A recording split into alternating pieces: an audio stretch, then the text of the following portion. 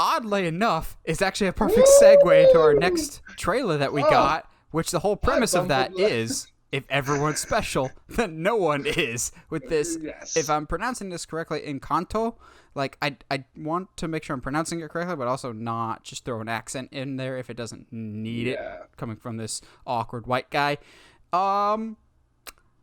I don't know how I feel about this trailer. So the basic premise is it's Foster's home for imaginary friends, except with superpowers. Like, as soon as I saw this, I was going, oh, so, you've discovered what Cartoon Network is. Because even looking at the house, looking at the house in this graphic here, pull up a side-by-side, that looks a lot like Foster's home for imaginary friends. It really does. Except these are real people. That's the Shyamalan twist. Everyone's made up in her head. And our main character here, voiced by Stephanie Beatriz, I believe is her name, from Brooklyn Nine-Nine, is the only one in the house. Is the only one in the house without superpowers. Visually, I think it looks cool. But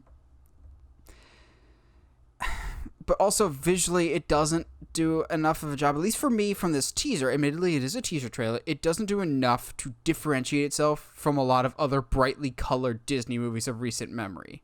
Like, color palette-wise and kind of just aesthetically, it kind of has a Moana / Coco vibe of just bright vibrance, which is cool, but I kind of wanted a little bit more of, okay, what makes this special? What makes this story unique? And also, why are you only just now telling us about this movie if it comes out in November? Like, that's pretty soon, guys, to only just, like, really be advertising this. I thought this was next year. I think with a certain CEO or guy that is now currently in charge of Disney, they're going to start doing the thing that they used to do, which is movies that they don't care about, they don't market. Stupid dingus. Yeah, dingus. It's unfortunate that Disney has done this in the past, and like it's not even like we're just assuming, like it's blatant, like just disregard for marketing, but then also being like, hey guys, this movie did well because of our marketing, not because it's a great film. Like, get out of here. But anyway, that is a that's a horse that has already been beaten so many times by us. I agree. I honestly, I thought this was like Coco 2 at first, and like the first few seconds. However, the idea that everyone else has powers except for our main character is interesting to me, because too often we tell the story of, especially in Disney movies, of, well, you're the one that's special this whole time. It's been you. It's been you. And that's still very likely to happen here. You're the hero. It is, but at the same time, there's a certain, like, how do I say this?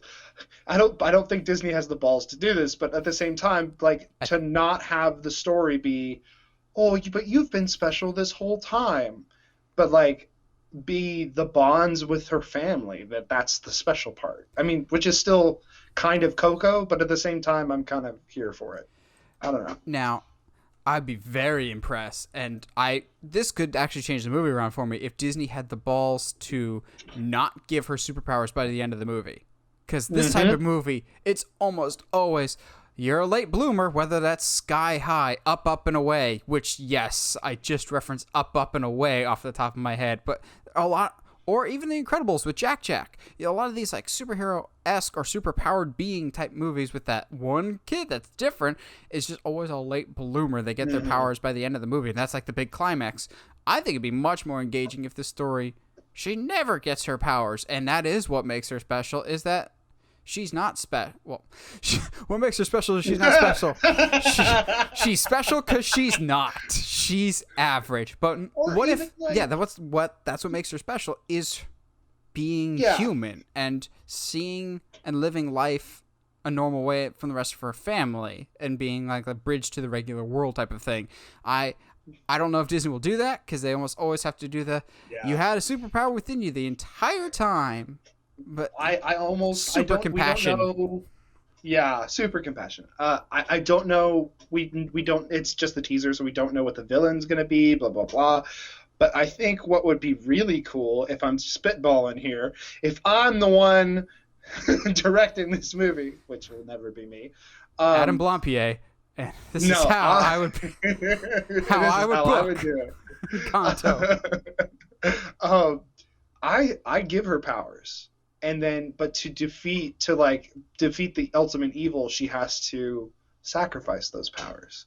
So she ends up at the movie Oh, being just the same person as she was at the beginning, but also not the same person. that could be very interesting. I like the sound of that.